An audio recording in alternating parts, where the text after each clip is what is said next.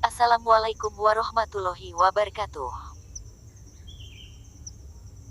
Kembali lagi dengan Deniar Channel. Kali ini Deniar Channel akan membahas sejarah kota Mekah menurut Islam part 2.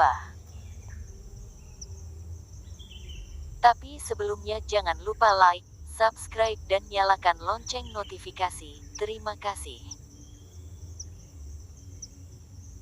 Sampai waktu yang lama, Ka'bah dapat dipertahankan oleh keturunan Nabi Ismail alaihi salam. Menurut Ibnu Katsir dalam bukunya The Beginning and the End halaman 135, tidak disebutkan secara otentik kapan tepatnya Ka'bah dibangun. Ada yang menyebutkan dibangun sebelum Nabi Ibrahim. Apabila mengacu pada ayat tersebut sebagai bukti bahwa Nabi Ibrahim yang membangunnya, maka klaim tersebut pun tidak berdasar. Karena yang dimaksud dalam ayat itu adalah, dia hanya diberitahu di mana Baitullah itu akan dibangun. Tetapi pada volume 2 halaman 227 dari buku yang sama, Ibn Katsir berkata, ayat-ayat Al-Quran dengan jelas menunjukkan Ibrahim adalah orang pertama yang membangunnya.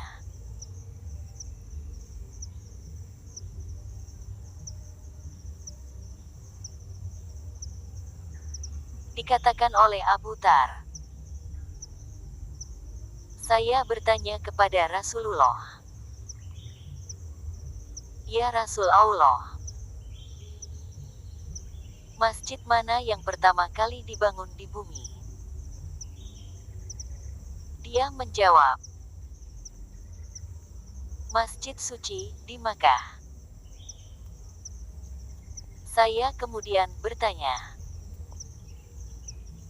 masjid mana yang dibangun selanjutnya? Dia berkata, Masjid Aqsa di Yerusalem. Kemudian, saya bertanya, berapa periode antara pembangunan dua masjid? Dia, Muhammad, menjawab, 40 tahun, Al-Bukhari.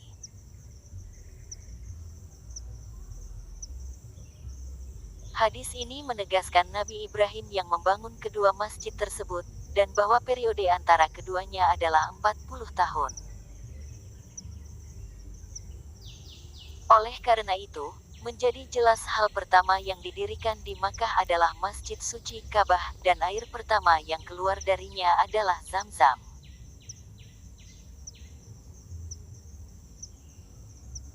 Setelah itu, keturunan Nabi Ismail semakin berkembang di daerah Hijaz. Keluarga dan keturunan Nabi Ismail juga terus menjaga dan merawat Ka'bah.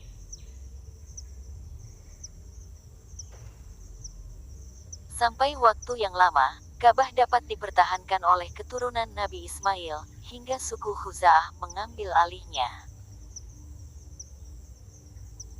Kemudian, Amr bin Lahi al-Khuzai memperkenalkan penyembahan berhala di Ka'bah. Jumlah berhala kemudian meningkat di Ka'bah dan fenomena ini menyebar ke seluruh Jazirah Arab hingga jumlah berhala di Ka'bah mencapai 360. Sebagaimana dinyatakan oleh Al-Kalbi dalam bukunya The Idols.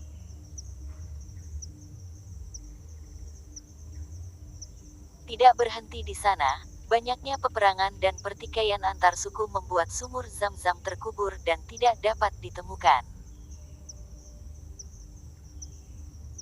Qusay bin Kilab, kakek buyut Nabi Muhammad, secara paksa mengambil alih hak asuh untuk merawat Ka'bah dan menjaganya dari suku Khuza'ah, yang telah menyalahgunakan kewenangannya. Qusay mengumpulkan keluarganya suku Quraisy yang terpencar untuk ditempatkan di sekitar Makkah untuk melindungi Ka'bah.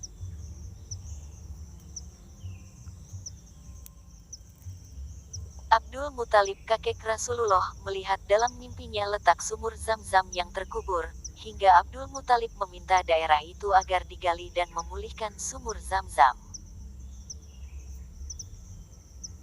Dengan demikian, sumur Zam-Zam kembali menjadi sumber air bagi para peziarah dan pengunjung serta warga Makkah.